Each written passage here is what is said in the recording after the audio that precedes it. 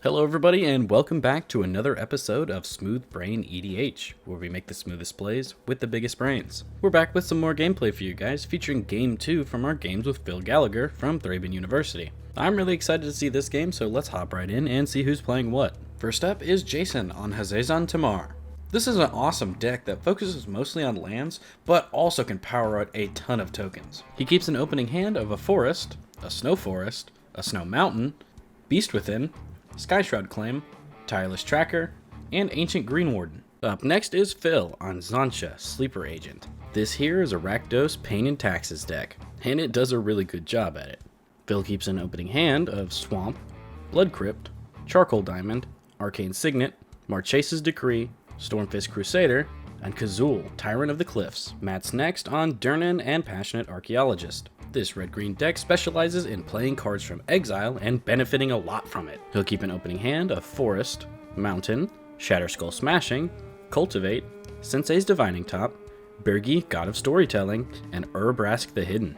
And last but not least, we have Cameron on Baba Lysaga. This Golgari deck mostly plays with the Aristocrats playstyle, and it has a little graveyard shenanigans as well. Cameron keeps an opening hand of 2 forests, a snow forest, Green Sun Zenith, Damnation, Birds of Paradise, and Zulaport Cutthroat. We're about to hop right into the gameplay, but before we do, leave us a comment down below letting us know who you think is going to win. And while you're down there, don't forget to check out all our links in the description. We've got a second channel where we post our podcast, links to our Patreon, links to our Discord, you name it. We've even got affiliate links, and our first one is Dragon Shield. So if you're looking to pick up any high quality Magic products such as playmats, deck boxes, or sleeves, be sure to check out our link. We've also got a link to our Inked Gaming referral page, so if you're looking to make any custom playmats or anything of the sort, be sure to check them out as well. But that is enough talk, let's hop right into the gameplay.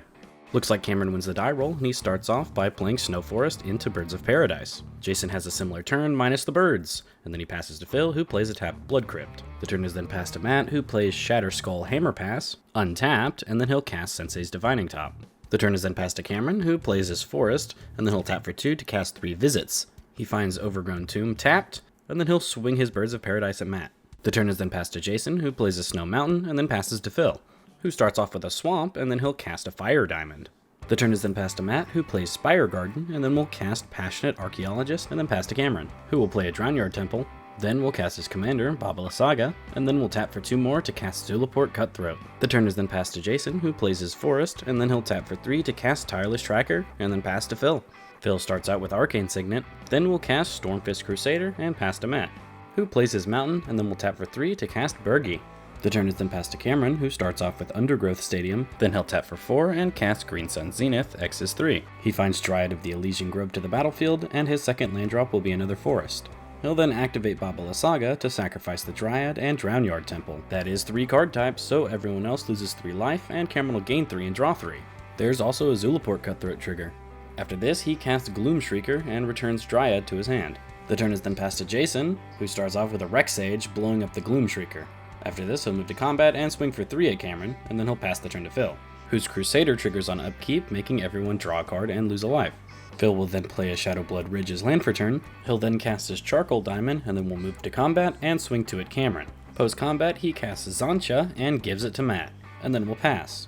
Matt starts off by casting Cultivate, finding a tapped forest to the battlefield and a mountain to his hand, and he plays the mountain as land for turn. Also, there's a Birgi trigger. After this, he'll cast Conspiracy Theorist, another Birgi trigger, and then with that 1 floating red mana, he'll activate Top to rearrange the top. Matt will then move to combat and swing Xantcha at Cameron, and then he'll pass the turn to Cameron, who will start off by paying 3 mana to return Drownyard Temple to the battlefield. He'll then recast his Dryad of the Elysian Grove, and then repeat exactly what he did last turn with Baba Lysaga. After this, Cameron will play another Forest as land for turn, and then he'll tap it to cast Gilded Goose, making a food token when it ETBs.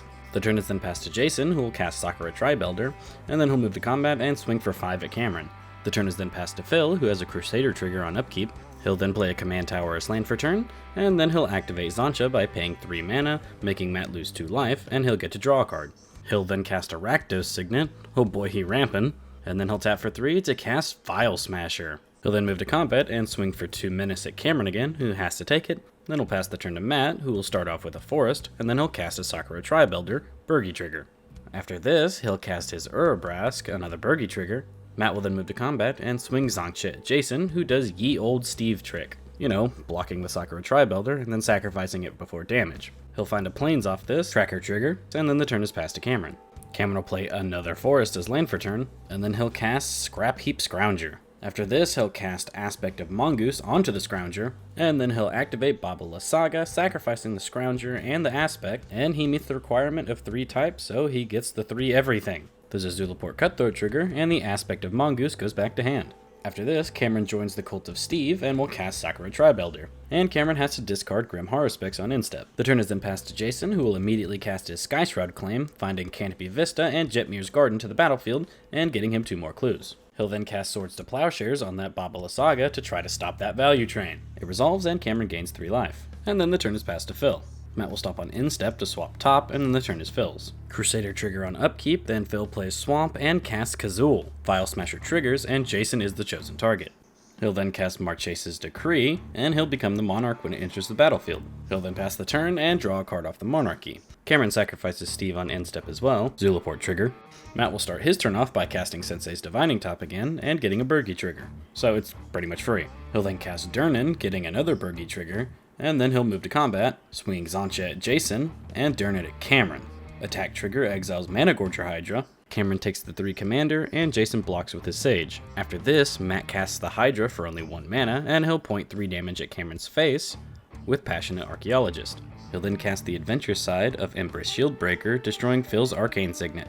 After this, he casts Demon Bolt on the Vial Smasher. Then he swaps his top. He'll then cast a Nature's Lore, finding a Taiga, and then he'll pass the turn to Cameron.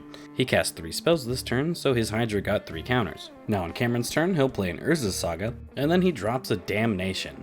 It'll resolve, and he'll have 3 Zulaport Cutthroat triggers. For this, he'll tap for 5 and cast Baba Lysaga again, and then he casts Illusionist Bracers and passes to Jason, who starts off with a Snow Forest, and then he'll cast Divine Visitation. The turn is then passed to Phil, who plays another Swamp, and then casts Talisman of Indulgence. He'll then tap for 6 and cast Sower of Discord. Its 2 chosen players are Cameron and Jason. The turn is then passed to Matt, who will start off by tapping for 5 to cast Inspired Tinkering. Oops, almost forgot to mention, Phil gets a Monarch trigger on instep. Matt makes 3 treasures, and then exiles Venture Forth, Apex Devastator, and Containment Construct. He'll then cast Beast Whisperer, and then the Containment Construct to draw a card. Matt will then attempt to pass the turn, but Phil stops on instep to terminate Baba Lysaga. Now on Cameron's turn, Urza's Saga ticks up, and then Cameron will tap for 7 mana to recast Baba Lysaga. He'll then tap for 1 to cast Rancor on her, and then he'll pass the turn to Jason, who cracks a clue on instep. Now on Jason's turn, he'll play another Snow Forest, and then drop Avenger of Zendikar. This nets him 8 4/4 flyers. He'll then pass the turn to Phil, who will immediately move to combat and swing for 6 in the air at Cameron, who takes it, and Jason also takes it. Xantcha is then cast, and Jason is the chosen controller. He'll then activate Xantcha, making Jason lose 2 life, and Phil will get to draw a card. Cameron doesn't lose 2 life here because Sower of Discord does specifically say damage. Phil will then play a Mountain as land for turn, and then move to end step and draw a card off the Monarchy. Now on Matt's turn, he plays a Mountain, and then immediately taps out to cast Apex Devastator. A whole bunch of Cascade. He draws a card off Beast Whisperer, and then exiles into Dockside Extortionist, which he'll cast, drawing another card and making 10 treasures. His second Cascade is Xenagos the Reveler, third is Return of the Wildspeaker, and he'll choose to give non-humans +3/+3. This only affects the Construct, Beast Whisperer, and Dockside though, and his last Cascade is a Soul Ring. Continuing on, Matt pluses Xenagos to make a red and 3 green mana. He'll use the red, Soul Ring, and some treasures to cast Warstorm Surge, and then Matt will cast Faldorn. Cameron will respond to this by casting Assassin's Trophy on the Warstorm Surge though. It resolves and Matt finds a forest to the battlefield, and then Faldorn will resolve. Matt's a little sad that his Warstorm Surge is gone, but it's okay because he drops Craterhoof Behemoth. Whisperer trigger. This will give all of Matt's creatures +6/+6 and trample until end of turn. Of course, other than Hoof, the only things that can swing are Beast Whisperer and the Containment Construct, but don't forget, those have Return of the Wildspeaker buffs on them too. So, Matt will move to combat and swing 33 at Cameron. Cameron can't block all of it, so this will kill both him and Jason. Phil, however, has a response, and he'll pay 3 to Xantcha to make Jason lose 2 life, and he'll draw a card. Damage will then go through, and Cameron and Jason both get murked.